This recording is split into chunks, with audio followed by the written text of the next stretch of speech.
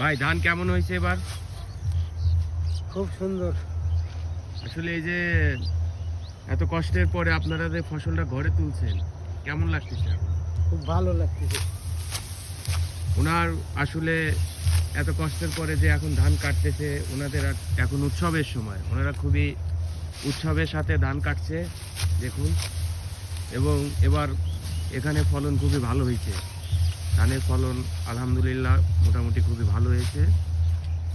Hello, সালাম আলাইকুম। আজকে আবার বিকালবেলা একটু হাঁটতে বের হয়েছি।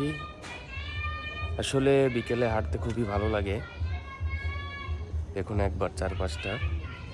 এইমাত্র বাসা থেকে বের হইলাম, এই যে বাসা। যাব একটু মাঠে, মাঠে গেলে মনটা রিফ্রেশ লাগে বিকেলবেলা। বাবা এখন ওরা খেলতেছে, আমি একটু হাঁটাহাঁটি করতেছি। হ্যালো তো যাচ্ছে এখন মাঠের দিকে। হচ্ছে চলে আসলাম মাঠে, মাঠে যাচ্ছি। অসাম একটা পরিবেশ চারিদিকে দেখুন। তো চলে এসেছি দেখুন, আমি ধান খেতে, ধান কাটা হচ্ছে। এখন হেমন্তকাল, সামনে শীতকাল। হেমন্তকালে আমরা জানি যে বাংলাদেশে ধান কাটার উৎসব শুরু হয়, এটাকে আমরা নবান্ন উৎসব বলি।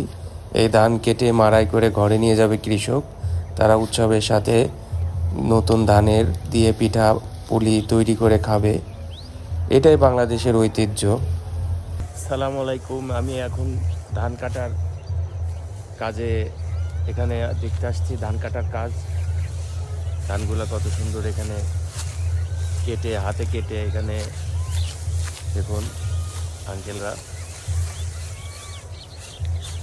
তো আমি কালকে বলেছিলাম যে নবান্ন উৎসব, বাংলাদেশের এখন নবান্ন উৎসব চলতেছে, ধান কাটার মৌসুম। এই সময় আসলে সবাই ঘরে ধান তুলে।